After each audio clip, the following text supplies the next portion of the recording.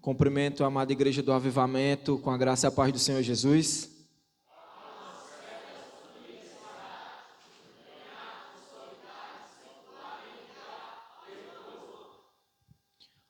Louvado seja Deus. Peço aos irmãos que estejam orando por mim. O irmão Rustins já fez isso, mas hoje é uma noite ao qual é muito difícil estar aqui para pregar a palavra, devido a tudo que já foi exposto para nós. E eu confesso que o meu coração está em pedaços diante disso tudo. Mas eu creio que o Senhor vai nos dar graça e nós vamos passar a mensagem, amém? Aos que já me conhecem sabem, né, a forma que eu prego, e aí eu peço por paciência e misericórdia e que me entendam. Uma vez eu escutei de um grande pregador que a mensagem, ela é de acordo com o espírito ao qual está o mensageiro. Às vezes o mensageiro está eufórico, a mensagem é eufórica. Mas se ele está melancólico, a mensagem será melancólica. Então, eu peço paciência, mas eu quero ser fiel naquilo que o Senhor me chamou, que é para pregar a palavra de Deus como ela é, amém? E não podia deixar minha palavra antes de iniciar o meu sermão, irmãos, dizendo da dor, como igreja, como filho de Deus, como ser humano, como brasileiro, que a gente sente no coração, no nosso espírito, pelaquela região, pelaquela cidade, pelaquele estado do Rio Grande do Sul, por tantas pessoas que perderam suas vidas, suas casas, seus filhos, seus pais, suas igrejas, seus sonhos, e nesse momento se encontram destruídos. Mas o Senhor é bom, a sua misericórdia dura para sempre, e eu creio que Ele tem escutado o nosso clamor, as nossas orações, e tem chegado naquele lugar, em nome de Jesus. E ao mesmo tempo que vem essa dor, essa tristeza no nosso coração, esse aperto, também me sinto revoltado, como a pastora falou, com a falta de empatia de muitos brasileiros nesse momento, principalmente aqueles que estiveram ali ontem, né, no estado do Rio de Janeiro, naquele show que levou quase 2 milhões de pessoas ao aterro de Copacabana. Enquanto os seus patrícios e irmãos brasileiros estavam morrendo, sendo soterrados pela água, pela lama, pedindo socorro no meio do escuro, da escuridão, alguns comemoravam. E aí, para quem entende do espiritual, sabe que por detrás de tudo isso, Satanás é quem estava zombando daquelas pessoas. E aí alguém vai dizer, não, mas ali é cultural, é arte. É arte, é mentira de Satanás, aquilo ali é ato de Satanás, é prostituição, cultura infernal, reino das trevas. O que eu vi pelas redes sociais de ontem para hoje. Sexo praticamente explícito. E a grande mídia brasileira, Rede Globo principalmente, encerrando o maior jornal de comunicação, desejando uma boa festa, enquanto muitos estavam morrendo. Ou seja, estou nem aí. E quem está nem aí é Satanás. Então, espiritualmente, quem é espiritual entende espiritual, amém? Sabemos que a nossa batalha, a nossa guerra, ela é travada. Mas as trevas, a Bíblia diz que as portas do inferno não prevalecerão contra a igreja do Senhor. Aqueles que estão em Cristo Jesus, que perderam suas vidas, que estão perdendo as suas vidas, eles estão com o Pai nesse momento, amém? E para mim, isso nada mais é, pastores, do que mais um sinal daquilo que nós temos anunciado.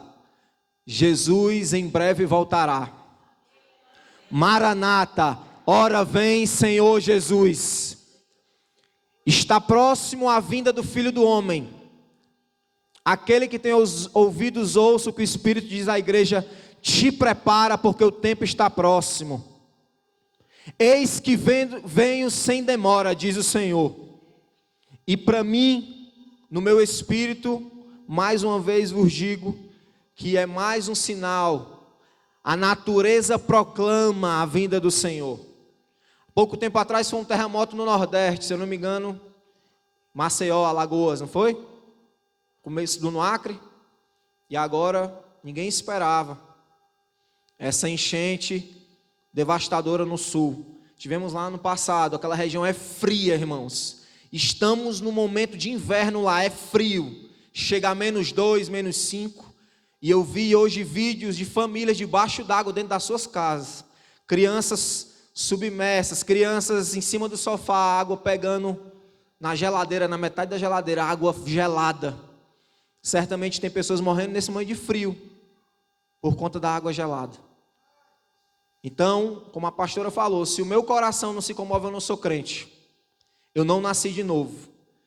Se eu não consigo me comover, levantar um clamor que seja, eu não sou crente em Cristo Jesus. Eu não fui alcançado, eu não sou salvo. Porque não tem como. Nós precisamos ter empatia, e como foi dito aqui, se você não tem mãos para chegar até lá, recursos, levante um clamor de oração pedindo a Deus misericórdia.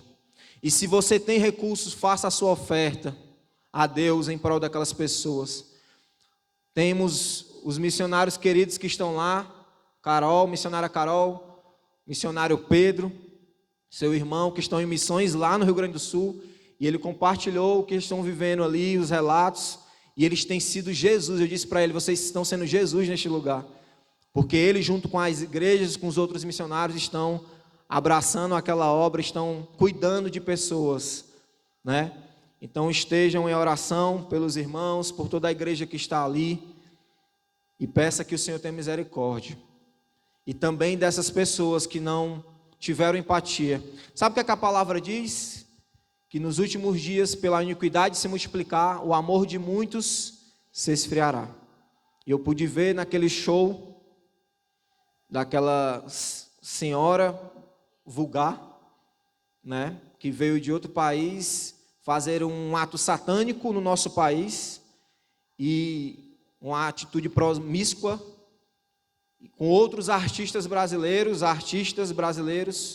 envergonhando, né, muita gente, envergonhando as famílias, porque para mim ali não é arte, para mim aquilo ali é o pecado explícito, e ainda zombando da fé cristã, porque colocaram uma cena zombando da fé cristã. Então vou parar por aqui, mas eu tinha que colocar para fora, como pregador da palavra, essa realidade que a gente vive como nação, tristeza e revolta, mas o nosso papel é orar para que Deus alcance. São pessoas que estão perdidas, perecendo e indo para o inferno, que precisam ser alcançados. Os nossos governantes que não se moveram ou que pouco fizeram precisam se converter e ter empatia.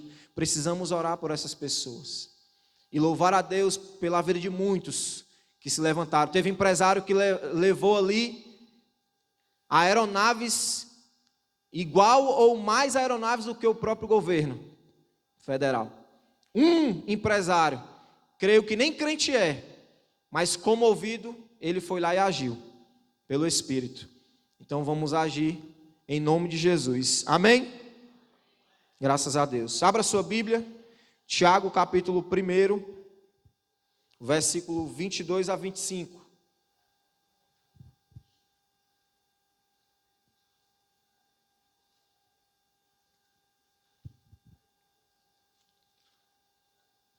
Procurar ser mais rápido, fiquei com pouco tempo. Quem encontrou diz amém. Tiago capítulo 1, versículo 22 a 25. Minha mãe está aqui, uma alegria essa noite, mãe, te amo. Veio resolver umas coisitas, aí ficar por aqui essa semana. E é com muita alegria que a gente já recebe. Está lá pelo Sobral, né? E veio hoje nos visitar. E é lá da casa, é de casa, né? Mais alguém visitando? Faça assim com a mão, algum visitante. Temos um irmão, um casal ali. Mais alguém? A igreja tem uma saudação para esse povo, amém? Sejam bem-vindos.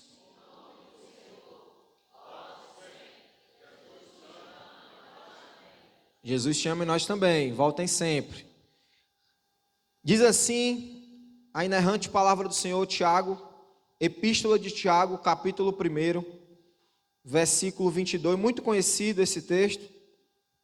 Diz assim o servo Tiago: sede praticantes da palavra e não simplesmente ouvintes, iludindo a vós mesmos.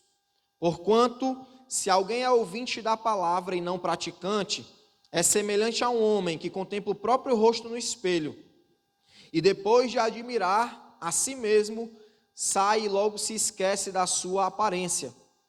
Porém, a pessoa que observa atentamente a lei perfeita, a lei da liberdade, e nela persevera, não sendo ouvinte negligente, mas praticante zeloso, será muito feliz em tudo o que fizer, em tudo o que empreender. Amém? Esse é o texto ao qual nós vamos fazer a nossa meditação. Que o teu coração possa estar aberto, a tua mente possa estar cativa a essa palavra, que o roubador de semente possa ser repreendido agora em nome de Jesus, e que tudo que for ministrado aqui possa fazer no seu coração uma mudança, uma transformação. Quem crê assim diz amém? Amém. O tema que eu dei para esse sermão é: praticantes ou apenas ouvintes da palavra? É uma pergunta. Aí você vai repetir o tema perguntando para o irmão do seu lado: praticantes ou apenas ouvintes da palavra? Amém? Vamos ver, né? O que o Senhor espera, irmãos, do meu e do teu coração essa noite, é que ele esteja alinhado com a vontade de Deus, que possamos ser praticantes da palavra de Deus. A epístola de Tiago, ela está entre as 7 epístolas universais no Novo Testamento. Ou seja, ela não foi mencionada a uma igreja específica, como por exemplo a gente vai ver o livro do Apocalipse, né, as 7 igrejas, quando João direciona ali as igrejas. Também as cartas, as epístolas do apóstolo Paulo, quando ele direciona a igreja em Filipos, a igreja em Colossos, a igreja em Tessalônica. Mas na epístola de Tiago ele não faz esse direcionamento. Então é chamado de cartas ou epístolas universais. Mas isso não interfere, não quer dizer que as cartas que são direcionadas não sejam para nós, amém? Toda palavra ela é útil, toda ela, desde o Antigo e ao Novo Testamento, desde o Gênesis ao Apocalipse, para repreender, para nos corrigir, para nos disciplinar, para nos orientar, toda a palavra, né? Mas eu quis trazer para você entender que essa carta é uma carta universal. E quais são as outras? 1 e 2 Pedro, 1 e 2 e 3 João e a carta de Judas. Essas compõem essas cartas universais.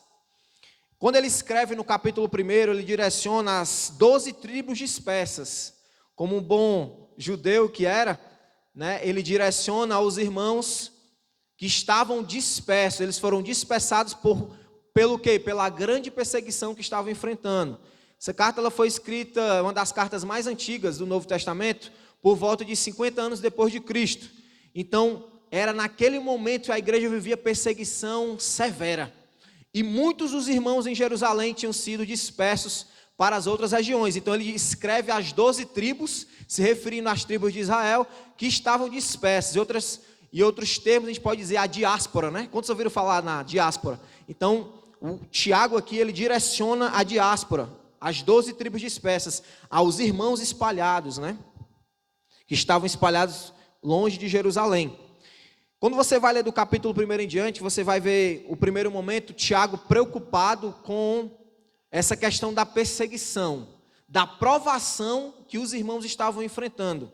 Se você for pegar desde o versículo 2, né, quando ele diz: meus amados irmãos, considerai por motivo de júbilo o fato de passar diversas provações. Como eu falei, eles estavam passando provações severas. Então Tiago traz essa palavra tentando lhe trazer ao coração deles uma alegria, que eles tivessem um entendimento que eles estavam passando aquilo ali pelo Senhor, e que eles não abandonassem a causa do Evangelho, e que eles perseverassem, né, no versículo 4, e a perseverança deve ter plena ação, a fim de que sejais aperfeiçoados e completos, sem que falte virtude alguma. Ou seja, toda provação que nós enfrentamos é para o nosso crescimento, é para que o Senhor extraia o melhor de nós, é para que o Senhor nos leve a um direcionamento para o centro da sua vontade, para um passo a mais na fé, amém? Então, Tiago ele tem essa preocupação e ele vem discorrendo, ele vai falando sobre sabedoria na provação.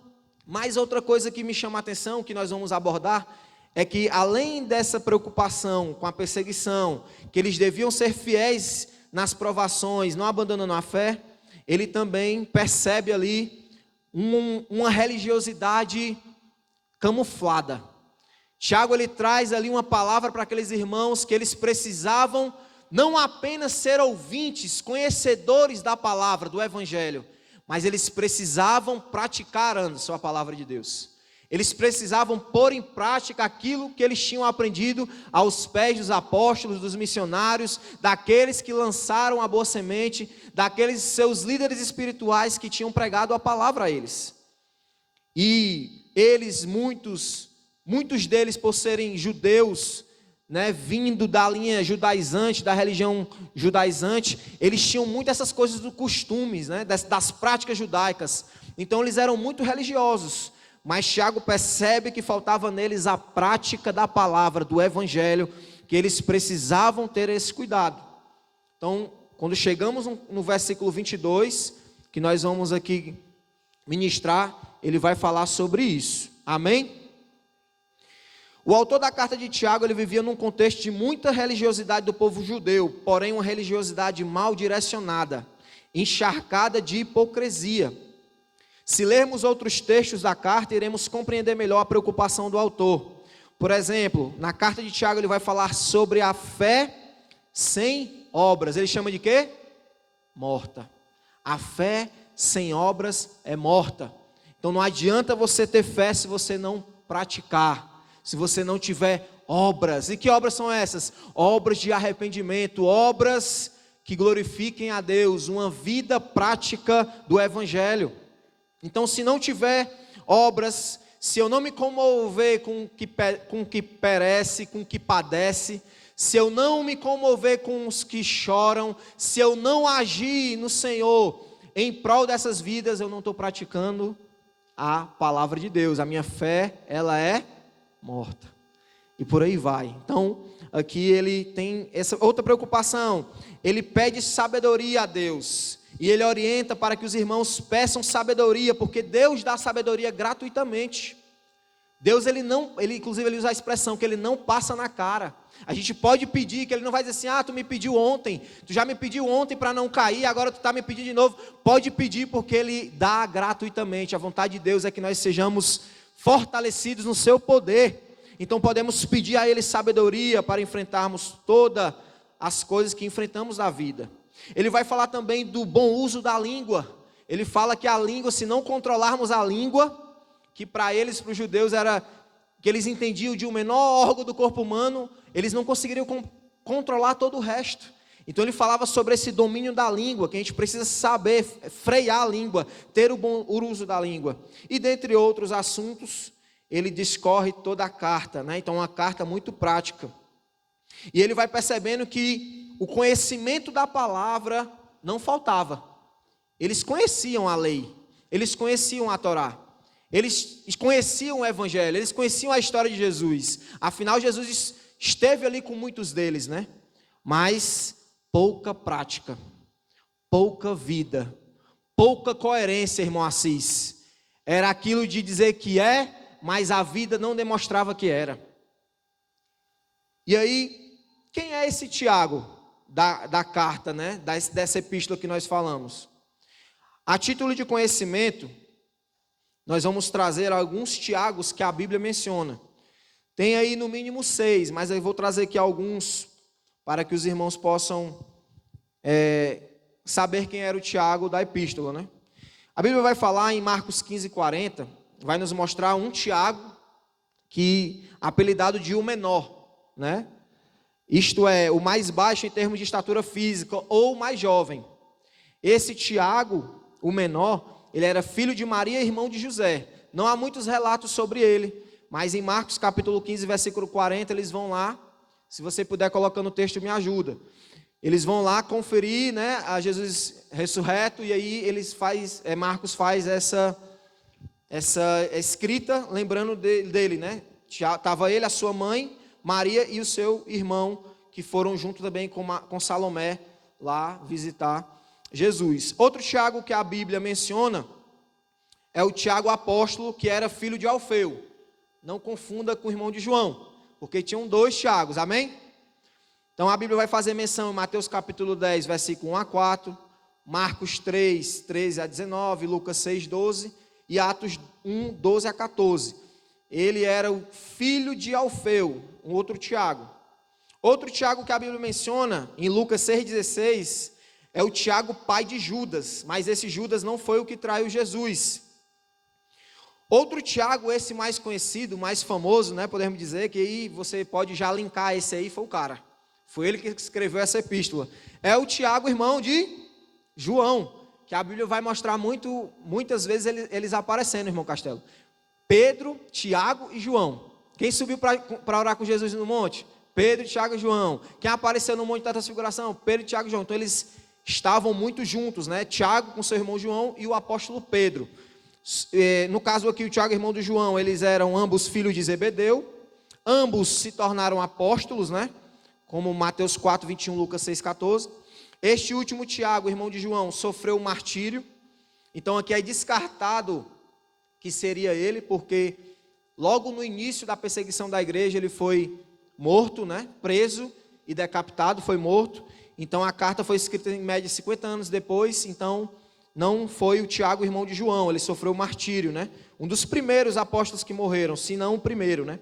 Ele foi morto por ordem de Herodes Agripa, e há vários reis judeus com o nome de Herodes, como o Grande, que o mandou matar as criancinhas, e entre outros.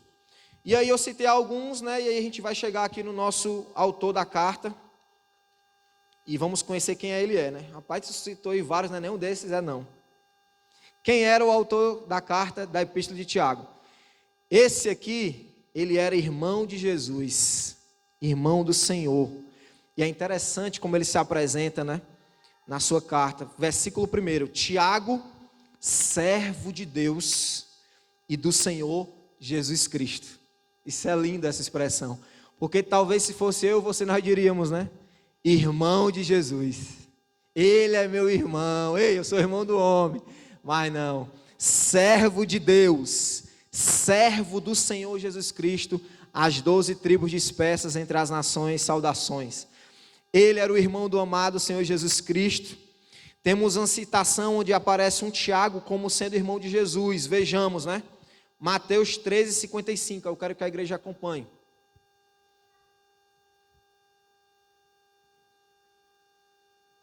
Mateus 13, 55. Não é este o filho do carpinteiro? A sua mãe não se chama Maria, e os seus irmãos não são Tiago, José, Simão e Judas? Tinham mais duas aí, duas mulheres. Então Jesus ele teve vários irmãos, né? Isso desfazendo o que a igreja católica prega, de que Maria não teve filho, ela teve no mínimo 6 aí que a Bíblia menciona. Esses 4 mais 2 mulheres. Então, nesse caso aí, o Tiago, irmão de Jesus. Podemos observar que a princípio, os irmãos de Jesus não compreenderam a sua obra e nem acreditaram nele, pasmem, viu? Mesmo eles vivendo, convivendo com Jesus, mas a Bíblia deixa claro que eles não acreditavam. Lá em João, capítulo 7, versículo 5.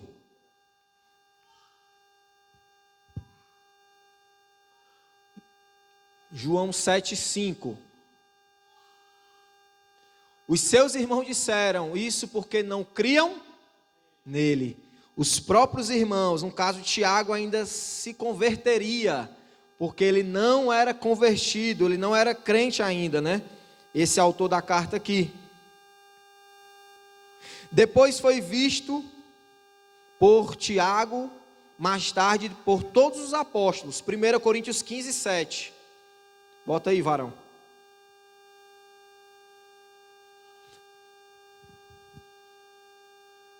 Em seguida apareceu Tiago, e então a todos os apóstolos. Inclusive o apóstolo Paulo trata Tiago de forma diferente. Ele tratava Tiago como apóstolo, né? Mesmo ele não sendo um dos 12, tá?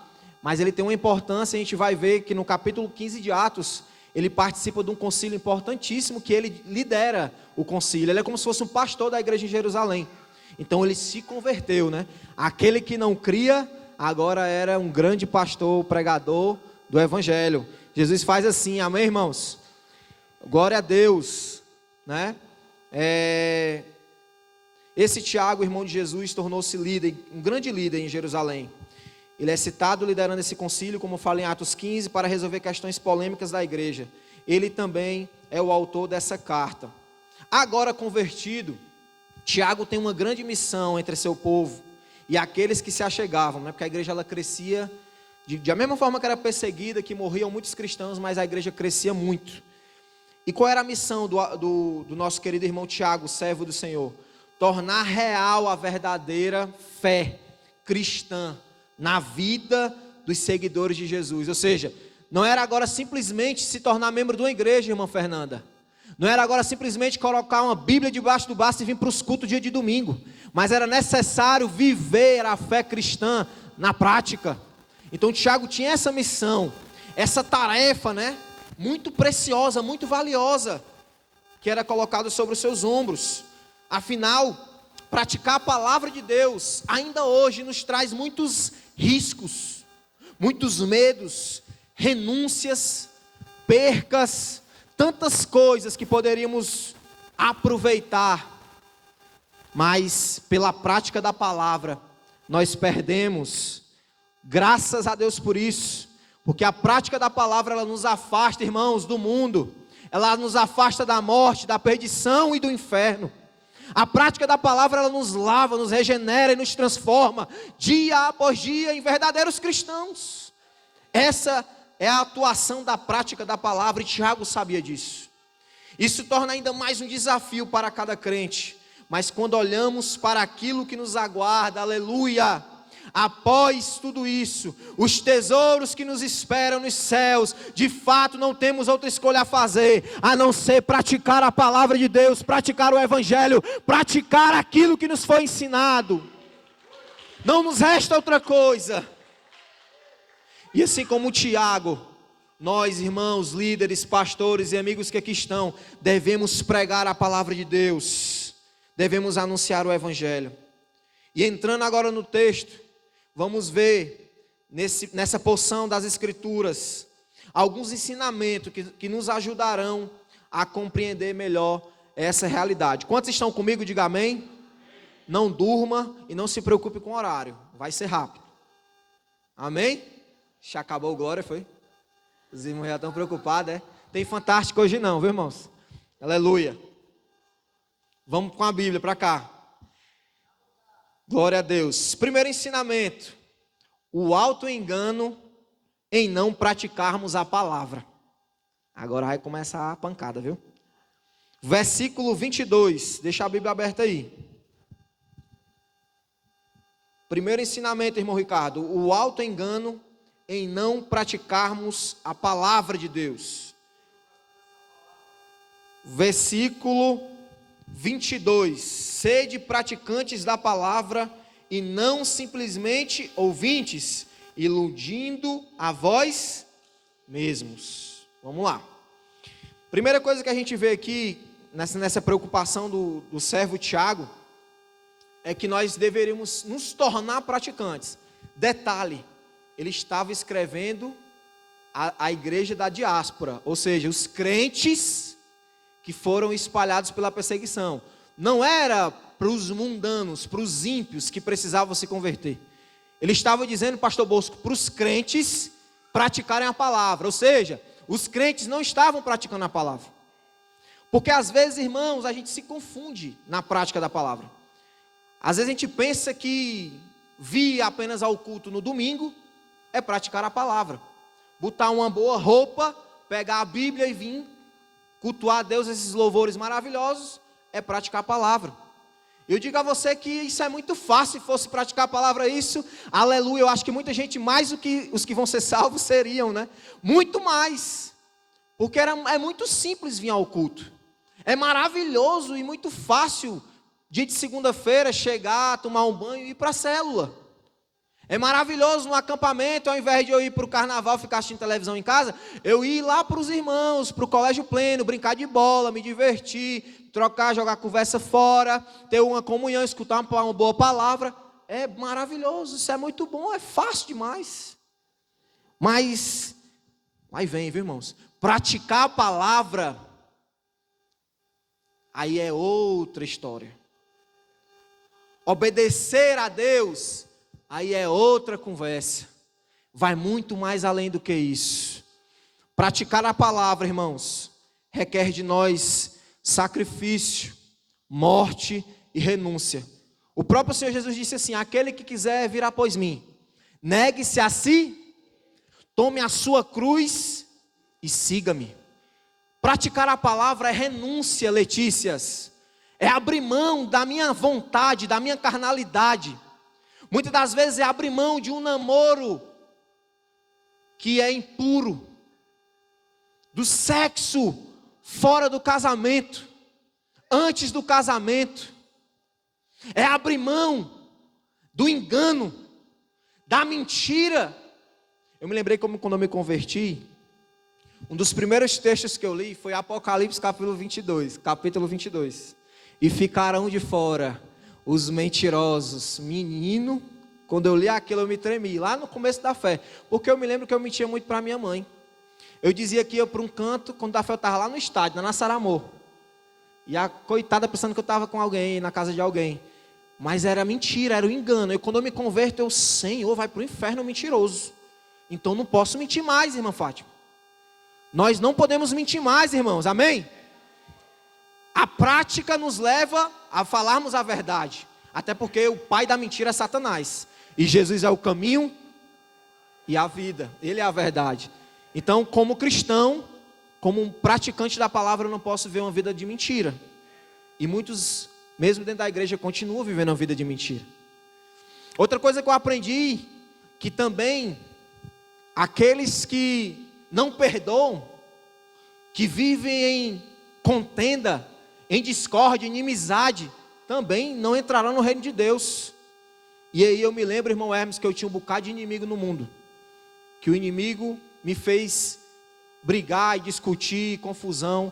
Chegava a ficar numa roda assim de vários na rua, ia saindo e outro ficava, às vezes 6, eu não falava com nenhum deles.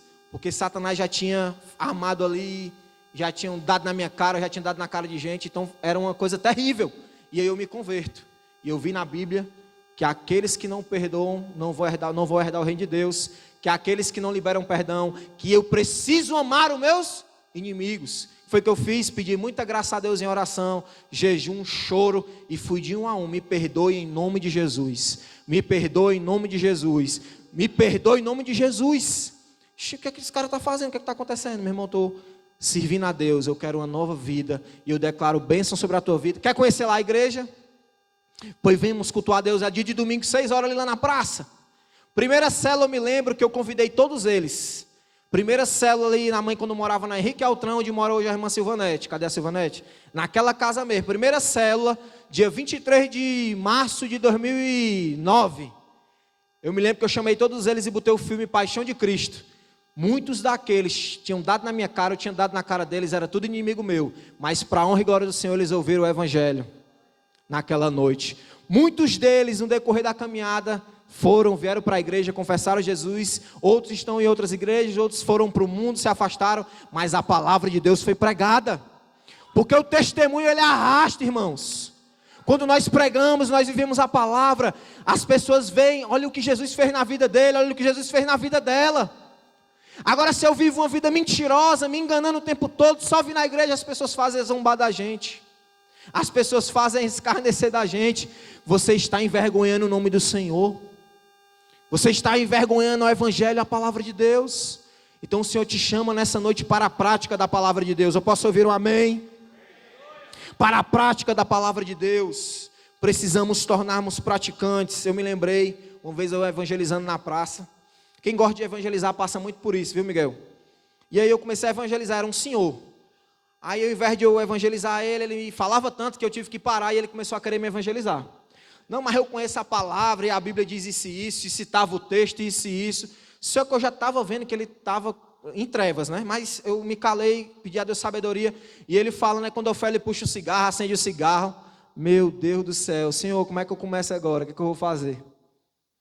Porque as pessoas pensam, irmãos, que é apenas conhecer.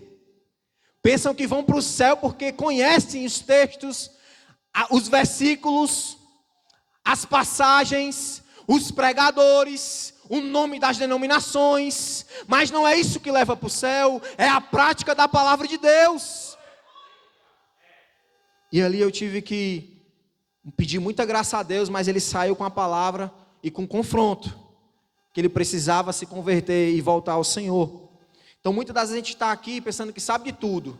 Não, mas eu já vivi isso, já expulsei demônio, eu já curei pessoas, mas a vida não está coerente com o Evangelho. Você precisa se converter, você precisa praticar a palavra.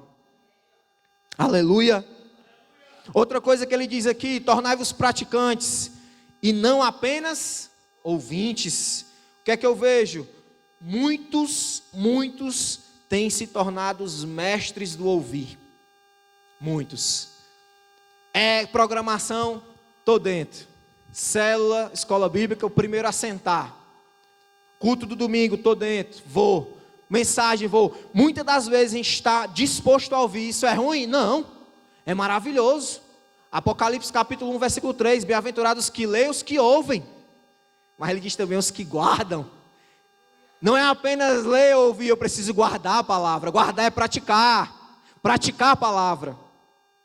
E aí, muitos de nós às vezes somos mestres, temos certificado de teologia, mas a prática está distante, porque a nossa vida ela não é coerente com esses ensinamentos. Então ele diz, não apenas ouvintes. Por quê? Porque se você não for praticante, só ouvir, você está se enganando. O único enganado, quando nós não praticamos a palavra e somos ouvintes, somos nós mesmos. Diga assim, só quem se engana sou eu. Preciso praticar a palavra. Drummond Lacerda, o saudoso Drummond Lacerda, ele chama isso, pastora, de o engano do saber. A questão do conhecer sem praticar. Ele dá o nome de o engano do saber. E aí, eu trouxe o livro dele, que há um tempo atrás a gente leu, e eu queria ler aqui uma porção, ele fazendo essa exposição de Tiago 1, 22 a 25. O livro, na época, ele foi muito bem aceito aqui por nós, né? O Drummond esteve conosco. Para quem não sabe, o Drummond Lacerda faleceu na Covid, servo do Senhor da Igreja Batista, escritor, pregador, e o livro creio que muitos têm, o fazer comprova o saber. Então tem tudo a ver no tempo que a gente está falando, né? E aí ele vai contar uma história. Rapidinho eu vou ler aqui para vocês. O engano do saber. Existe um número com elefantes em circos que já espantou e emocionou plateias em todo o mundo. Um elefante preso apenas por um barbante em sua pata é levado pelo domador a várias acrobacias que empolgam o público, porque ele não sai dos domínios desse barbante, porque não o arrebenta e foge do circo. A resposta, em muitos casos, está no treinamento dele. Quando bebês, os elefantes são amarrados com grossas correntes de ferro em uma de suas patas. Toda vez que tentam rompê-la, eles se machucam. Com isso, são enganados com apenas um barbante, pois acreditam que essa fina estrutura é capaz de lhe fazer mal. O engano mantém os elefantes aprisionados quando poderiam ser livres. Isso aqui é muito forte. O engano mantém os elefantes aprisionados enquanto eles poderiam ser livres. Quantos estão presos em seus pecados por conta da falta da prática da palavra? Escutam, escutam, escutam. Ouvem, ouvem, ouvem. Nada de prática. E esse engano está ali há muitos anos. Essa corrente está aprisionando. Mas Deus te chama essa noite para romper na prática da palavra e despedaçar dessa prisão que lhe aprisiona de muitos tempos. O Senhor te chama para se libertar em nome de Jesus. E como é que eu vou me libertar? Praticando a palavra de Deus, colocando em prática. Irmão Paulino, mas é difícil. Mas o Espírito Santo nos ajuda diariamente. Eis que não vos deixarei órfãos, enviarei o Consolador, o Espírito Santo que habita em nós, irmãos. Ele que nos impulsiona, que nos leva a meditarmos na lei do Senhor de dia e de noite. E essa lei, essa palavra que nos fortalece, que nos ajuda, que nos mantém de pé. Então precisamos fazermos diferentes desses elefantes, amém? E despedaçarmos a corda do engano que nos aprisionam. Muito sabe essa palavra do Lacerda. Então, o Senhor Jesus, enquanto o Lacerda chama o engano do saber, o Senhor Jesus chama de tolo aquele que escuta e não pratica. Mateus capítulo 7, versículo 24 a 27, amado irmão.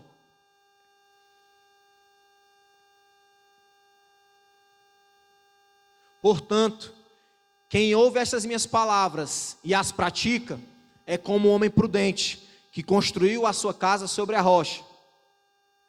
Caiu a chuva, transbordaram os rios, sopraram os ventos e deram contra aquela casa. Mas ela não caiu, porque estava alicerçada na rocha.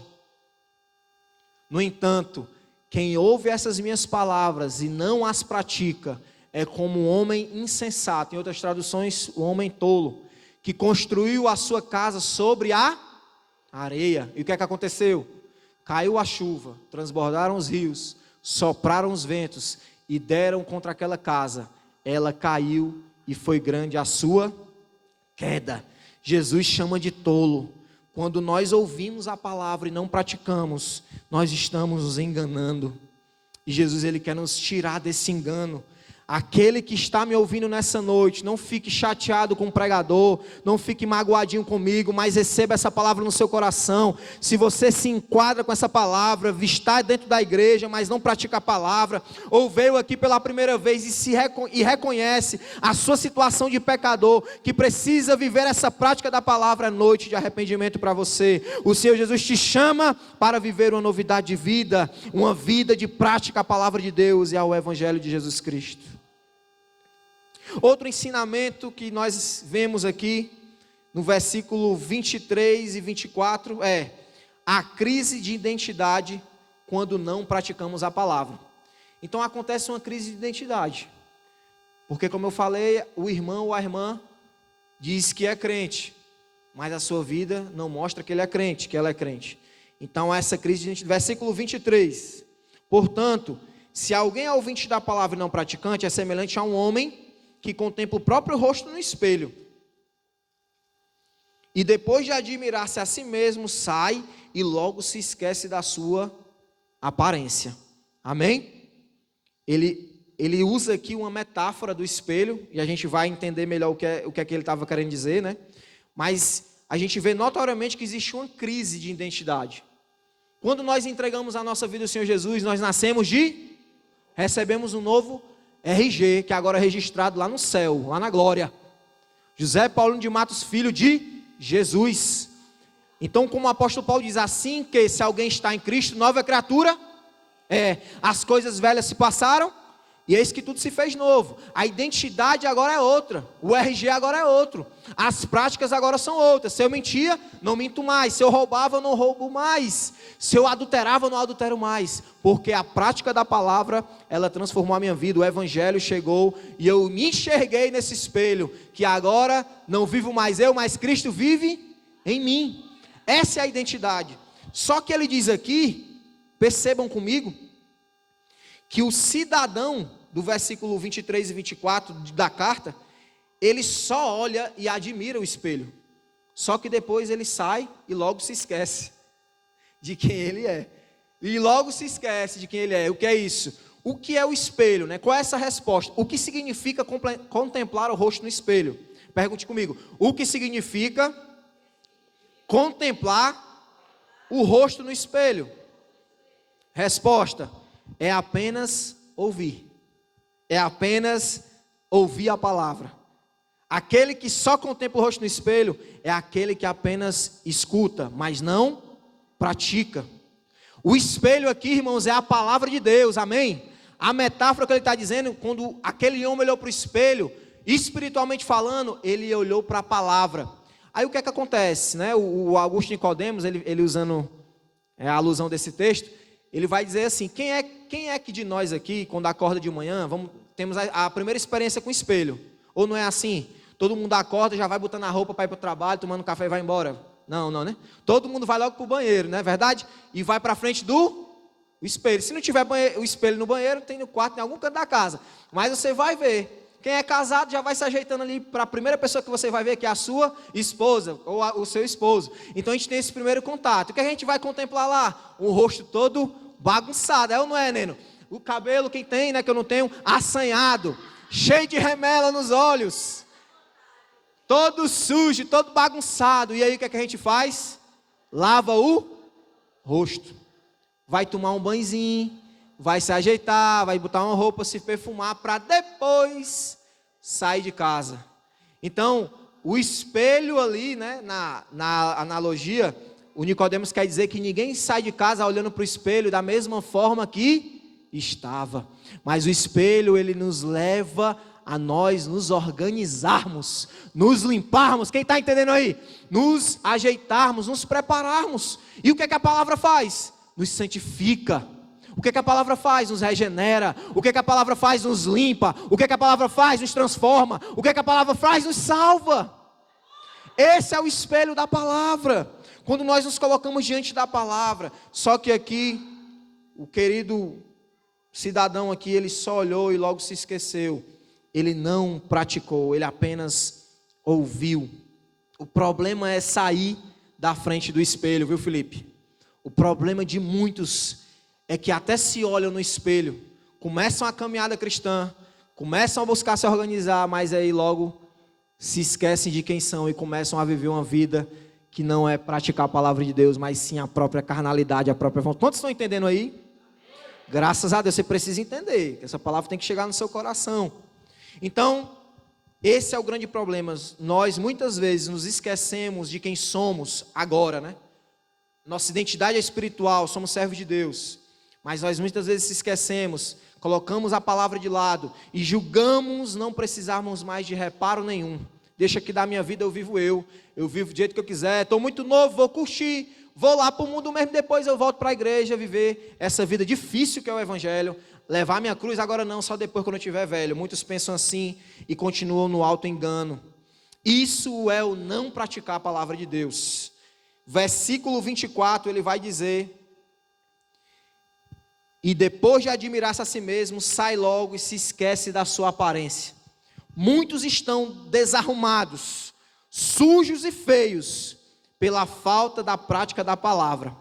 E aqui não se trata de beleza física, mas da beleza espiritual. Você já se olhou no espelho hoje? É forte. Você já se olhou no espelho da palavra de Deus hoje?